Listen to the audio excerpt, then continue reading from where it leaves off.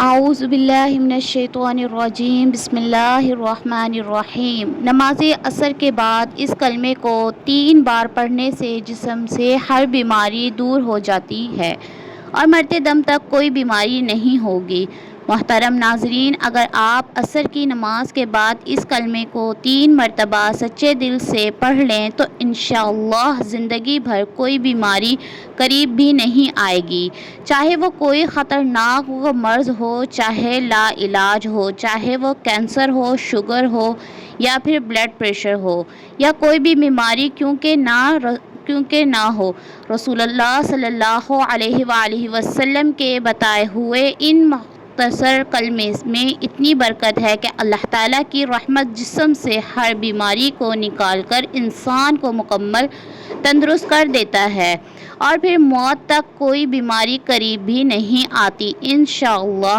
محترم عزیز، نماز عصر کے بعد صرف 3 مرتبہ ان کلمات کو پڑھ لینا اور اللہ تعالیٰ کی بارگاہ میں یقین کے ساتھ دعا مانگنا، انشاءاللہ آپ کی زندگی میں کوئی بھی سخت سے سخت بیماری ہو وہ بھی ختم ہو جائے گی۔ ان کلمات کی تاثیر اس قدر زبردست ہے کہ انسان حیران رہ جاتا ہے کہ اتنے چھوٹے الفاظ میں اتنی بڑی تاثیر کیسے ممکن ہے۔ یہ کلمات بہت طاقتور ہیں اور ان کے اپنی زندگی میں ایک بار ضرور پڑھ لیں تاکہ آپ پر اللہ تعالیٰ کی خاص رحمت نازل ہو جائے اور جسم سے ہر قسم کی بیماری کا خاتمہ ہو جائے۔ یہ کلمات انسان کو نہ صرف بیماریوں سے محفوظ رکھتے ہیں بلکہ دل کو سکون عطا کرتے ہیں اور روح کو تازگی بخشتے ہیں۔ ان کلمات کو پڑھنے والا اللہ تعالیٰ کی شفاعت کا حقدار بن جاتا ہے اور وہ بیماری جو انسان کے برسوں سے تنگ کر رہی ہوتی ہے وہ چند دنوں میں ختم ہو جاتی ہے۔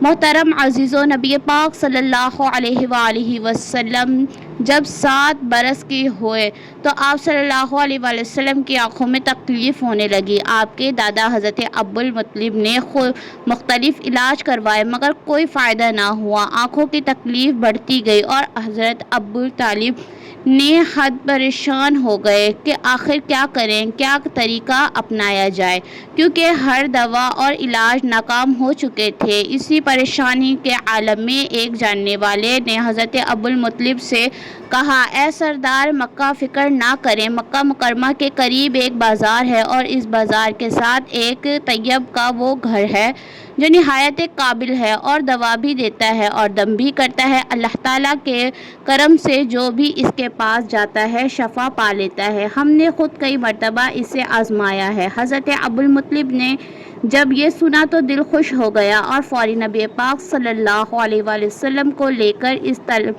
طالب یعنی راہب کے پاس روانہ ہو گئے۔ جب آپ اس کے دروازے پر پہنچے تو وقت شام کا تھا، دروازہ بند تھا۔ حضرت ابو المطلب نے وہاں موجود لوگوں سے ایک راہب کے بارے میں پوچھا تو سب نے بڑی تعریف کی اور کہا، راہب کے ہاتھ میں بہت شفا ہے، جو بھی مریض اس کے پاس جاتا ہے دوا بھی ملتی ہے اور دم بھی ہو جاتا ہے۔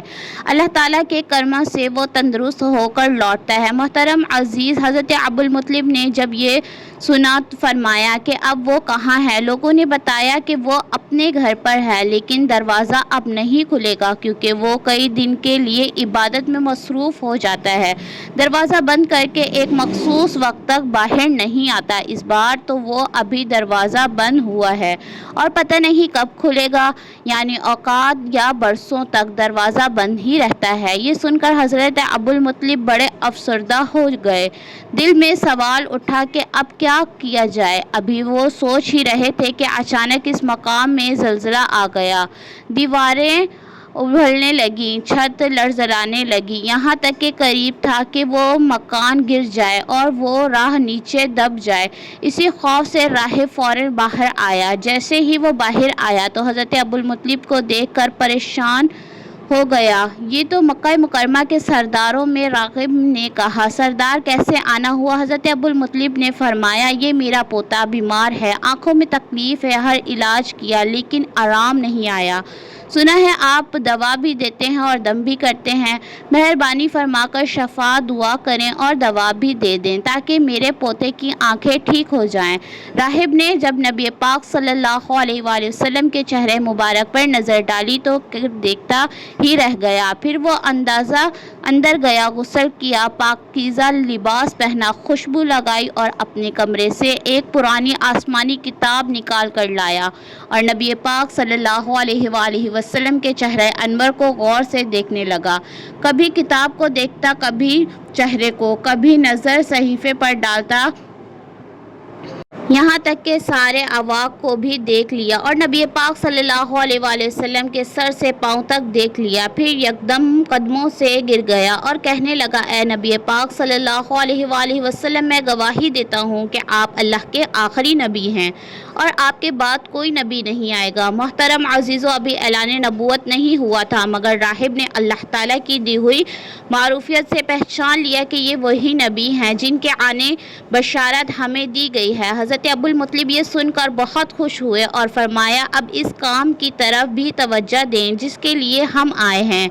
میں نے فرمایا، کون سا کام؟ حضرت ابو المطلب نے کہا، میرے پوتے کی آنکھوں کا علاج کریں۔ راہب کی آنکھوں میں آنسو آ گئے اور کہا، آپ نبی پاک صلی اللہ علیہ وآلہ وسلم کو لے کر میرے جیسے گنہگار کے پاس آئے ہیں، اپنے مطلب کو مریض کے پاس لے کر آئے ہیں، شفا دینے والے کو دوا مانگنے والے کے پاس لے کر آئے ہیں، مختصر کو مجبور کے پاس لے کر آئے ہیں، نبی کو امتی کے پاس لے کر آئے ہیں۔ اے ابو المطلب، میں اپنے عبادت خانے میں بیٹھا تھا، اللہ تعالیٰ کی عبادت کر رہا تھا کہ اچانک میرا سارا مکان لرزنے لگا، اگر میں باہر نہ آتا تو مکان کے نیچے آ کر دب جاتا۔ اے سردار مکہ، تیرا یہ پوتا بڑی شان والا ہے، بڑی عظمت والا ہے، مقام والا ہے، دیکھ اس کے چہرے سے نور کے فوارے نکل رہے ہیں، کائنات کے یہود اس کے دشمن ہیں، اسی طرح لے کر اس کو نہ پھیرا کرو، کہیں کوئی یہودی اس کو تکلیف نہ دے جائے،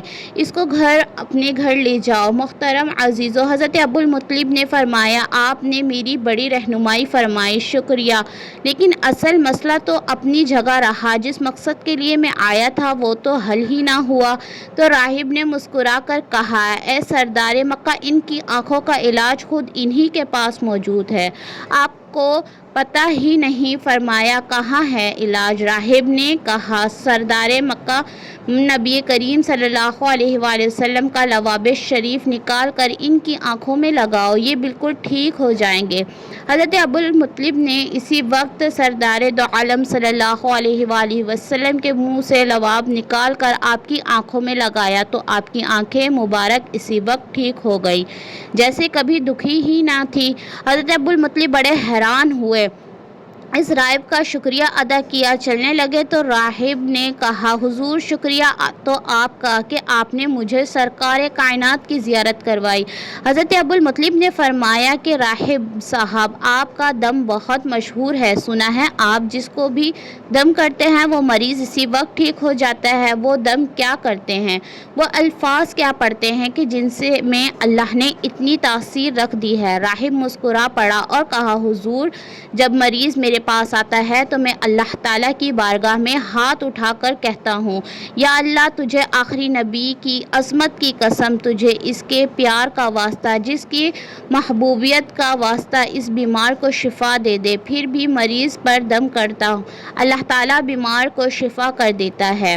میرے محترم عزیزو، نبی کریم صلی اللہ علیہ وآلہ وسلم نے اپنی پوری زندگی نہایت سادگی سے گزاری، آپ کی خوراک نہایت سادہ تھی، کسی بھی شخص کے اختلاف کردار کا مطالعہ نہ کرتے تو اس کی عادت کے ساتھ ساتھ اس کے لباس اور اس کی گفتگو سے اندازہ لگایا جا سکتا ہے کہ وہ کس طرح کی زندگی بسر کر رہا ہے۔ نبی کریم صلی اللہ علیہ وآلہ وسلم حکمران ضرور تھے لیکن اس کے ساتھ ساتھ آپ نہایت متواضع تھے، آپ کی خوراک اتنی کم اور سادہ تھی کہ حضرت انس رضی اللہ تعالی عنہ بتاتے ہیں کہ نبی کریم صلی اللہ علیہ وآلہ وسلم کے پاس کہ ہاں کبھی گوشت اور روٹی کا کھانا صبح و شام 2 وقت موجود نہیں تھا، ہاں لیکن جب مہمان آتے تو ایسا ممکن ہوتا، یعنی دونوں وقت کھانا موجود ہوتا۔ مہمانوں کے حوالے سے نبی پاک صلی اللہ علیہ وآلہ وسلم کی تعلیمات کو پڑھ کر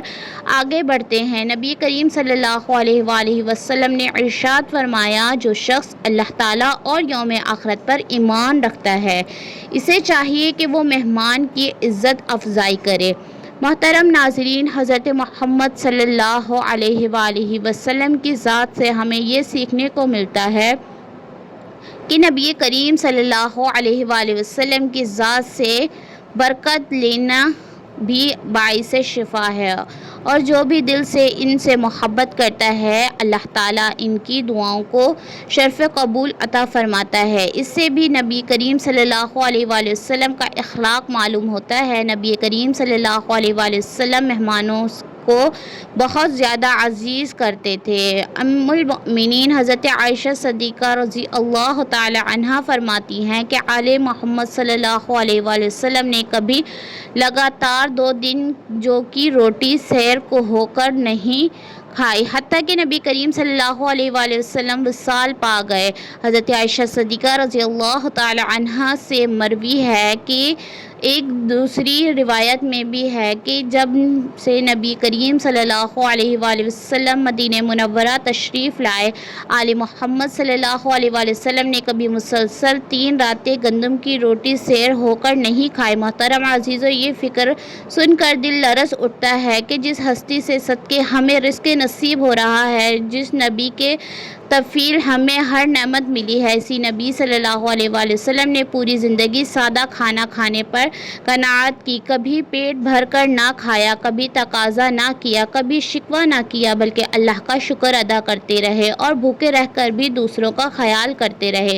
نبی کریم صلی اللہ علیہ وآلہ وسلم کی سیرت میں ہمیں صبر ہے، قناعت بھی ملتی ہے، برداشت بھی، اور عاجزی کا سمندر بھی۔ ہمیں وہ لمحات بھی یاد آتے ہیں جب کئی دن گھر میں چولہا نہیں جلتا تھا۔ حضرت عائشہ صدیقہ رضی اللہ تعالی عنہا فرماتی ہیں، کبھی 3 دن مسلسل گھر میں کھانا پکا ہی نہیں، اور اگر کچھ آتا بھی تو صرف کھجور اور پانی پر گزارا ہوتا۔ نبی کریم صلی اللہ علیہ وآلہ وسلم کو کبھی کچھ عطا کیا تو وہ خود اپنے لیے بچانے کے بجائے امت پر لٹا دیتے، کبھی فقیر کو خالی ہاتھ نہ لوٹاتے، کبھی کسی حاجت مند کو مایوس نہ کرتے۔ حضرت جابر رضی اللہ تعالی عنہ فرماتے ہیں، نبی کریم صلی اللہ علیہ وآلہ وسلم سے جب بھی کسی نے کچھ مانگا، آپ نے انکار نہیں فرمایا۔ محترم عزیز، آپ صلی اللہ علیہ وآلہ وسلم کا اخلاق نہایت بلند تھا۔ آپ صلی اللہ علیہ وآلہ وسلم نے کبھی کسی کو حقیر نہیں سمجھا، غلاموں کو نہ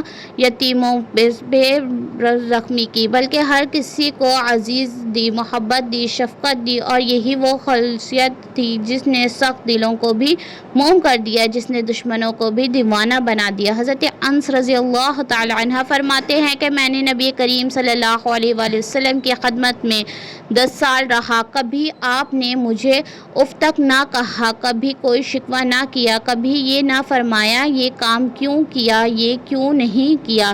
نبی کریم صلی اللہ علیہ وآلہ وسلم کا چہرہ مسکراتا تھا، نرم لہجہ، نرم مزاجی اور محبت بھرا انداز آپ کی ہر بات کو دل میں اتار دیتا تھا۔ محترم عزیز، جب ہم نبی کریم صلی اللہ علیہ وآلہ وسلم کے ان اوصاف کو پڑھتے ہیں تو ہمیں اپنی زندگی کا محاسبہ کرنا چاہیے کہ ہم کتنے خود غرض ہو چکے ہیں۔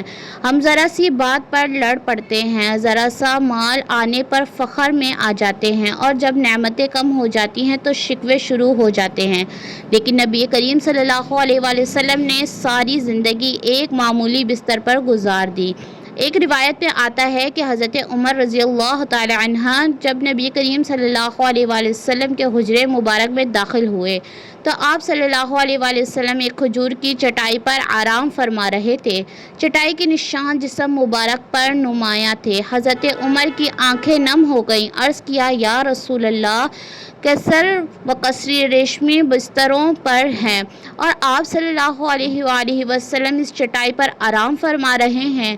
آپ صلی اللہ علیہ وآلہ وسلم نے مسکرا کر فرمایا، عمر، کیا تم یہ نہیں جانتے کہ ان کے لیے دنیا ہو اور ہمارے لیے آخرت یہی وہ سبق ہے جسے ہمیں اپنی زندگی کا حصہ بنانا ہے۔ ہم دنیا کے مال پر نہ اترائیں، نہ کسی کو حقیر سمجھیں، نہ کسی سے بے رحمی کریں بلکہ عاجزی اختیار کریں، شکر کریں، قناعت کریں اور محبت بانٹیں۔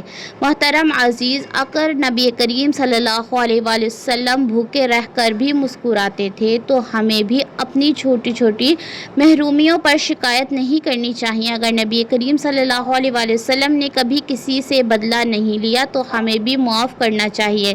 اگر نبی کریم صلی اللہ علیہ وآلہ وسلم نے سب سے زیادہ دوسروں کی فکر کی تو ہمیں بھی دوسروں کے لیے جینا سیکھنا چاہیے۔ یہی سیرت طیبہ ہے، یہی اصل مقام ہے، یہی اصل عشق ہے کہ ہم بھی نبی کریم صلی اللہ علیہ وآلہ وسلم کی زندگی کو پڑھیں، سمجھیں اور اپنائیں۔ ارشاد فرمایا، میرا دنیا سے کیا تعلق؟ دنیا میں میری مثال تو اس مسافر جیسی ہے جو تھوڑی دیر کے لیے کسی درخت کے سائے تلے ٹھہرا، پھر اسے چھوڑ کر اپنا راستہ لیتا ہے۔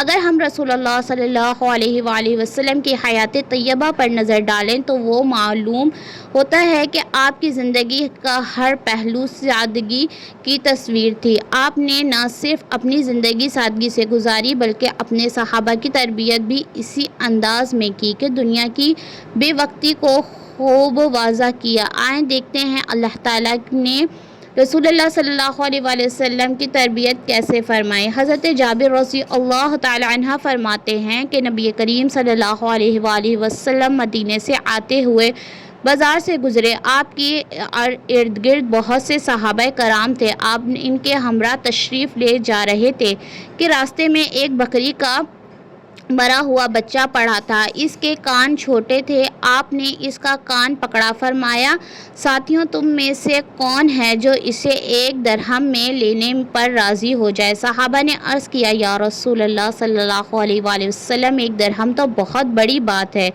ہم تو 1 پیسے میں بھی نہ لینے کو تیار نہیں، اور اسے لے کر کریں گے کیا؟ اب طے ہوا کہ اچھا کیا تم اسے مفت لینے کے لیے راضی ہو؟ صحابہ نے عرض کیا، یا رسول اللہ، اگر یہ زندہ ہوتا تب بھی یہ عیب دار شمار ہوتا کیونکہ اس کے کان چھوٹے ہیں، اور اب تو یہ مرا ہوا ہے۔ محترم عزیز، دیکھتے ہیں اللہ کے رسول صلی اللہ علیہ وآلہ وسلم دنیا کی بے ثباتی اور کم حیثیت کو کس انداز میں بیان فرماتے ہیں۔ آپ نے ارشاد فرمایا، اللہ کی قسم، اللہ کے نزدیک دنیا اس مردار سے بھی کم حیثیت رکھتی ہے۔ پھر اس اور موقع پر دنیا کی حقیقت ان الفاظ میں بیان فرمائی، اگر دنیا اللہ کے نزدیک مچھر کے پر کے برابر بھی حیثیت رکھتی ہوتی تو وہ کسی کافر کو اس میں پانی کا 1 گھونٹ بھی نہ دیتا۔ مختصر عزیز، ذوالحج کا بابرکت مہینہ یہ ان 4 مہینوں میں سے ایک ہے جس کا ذکر اللہ تعالیٰ نے قرآن میں کیا ہے۔ ان دنوں میں اللہ تعالیٰ راضی کرنے والے کا وقت ہے، ان دنوں میں اپنے نفس کو قابو میں رکھنے کا وقت ہے، دنیا کی حقیقت کو سمجھے اور آخرت کے لیے تیاری کا وقت ہے۔ جان لیجیے یہ کلمات بہت بابرکت، بالکل اسی طرح جیسے یہ دن برکت والا ہے اور رحمت والے ہیں۔ اللہ پاک ان کی کلمات میں بہت زیادہ شفاعت رکھی ہے۔ جو بھی شخص کسی ایسی بیماری میں مبتلا ہے جس کا کوئی علاج نہیں اور اب بھی شفا مل نہیں رہی، ان کلمات کو ضرور اپنائیں، انشاءاللہ اللہ پاک ہر بیماری سے نجات عطا فرمائے گا۔ وہ کلمات یہ ہیں، سبحان اللہ العظیم وبحمدہ، لا حول ولا قوۃ الا باللہ العلی العظیم۔ آپ ان کلمات کو نماز عصر کے بعد فوراً 3 مرتبہ پڑھیں، لیکن اس سے پہلے اول آخر درود پاک پڑھنا اور اس کے بعد تعوذ تسمیہ یعنی اعوذ باللہ من الشیطان الرجیم بسم اللہ الرحمن الرحیم بھی پڑھ لینا ہے۔ اس کے بعد یہ کلمات 3 مرتبہ ادا کرنے ہیں۔ جب یہ 3 مرتبہ مکمل ہو جائیں تو پھر آپ نے لا الہ الا اللہ کی 1 تسبیح مکمل کرنی ہے، یعنی ان انگلیوں پر گن کر یا تسبیح کے دانوں پر پورے 100 مرتبہ پڑھنا ہے۔ جب اب آخری دفعہ پڑھیں تو ساتھ محمد الرسول اللہ پڑھیں تاکہ اللہ کی تسبیح پوری ہو جائے۔ جب بھی یہ تسبیح مکمل ہو جائے تو آخر میں دوبارہ اتنی ہی مرتبہ درود پاک پڑھ لینا ہے جتنی بار آپ نے ابتدا میں پڑھا تھا۔ محترم عزیز، جو بھی سخت سے سخت بیماری ہو، لا علاج مسئلہ ہو، کوئی ایسی پریشانی ہو جو حل ہونے کا نام ہی نہ لے رہی ہو، تو یہ عمل ضرور کریں۔ انشاءاللہ اللہ پاک آپ کو ان کلمات کی برکت سے فوری شفا عطا فرمائے گا اور آپ کے دل کو سکون ملے گا۔ محترم عزیز، یہ کلمات صرف 3 مرتبہ عصر کی نماز کے بعد ادا کرنے ہیں۔ اول و آخر 1 مرتبہ درود پاک پڑھنا ہے۔ انشاءاللہ اس عمل کی برکت سے آپ کو شفا ملے گی۔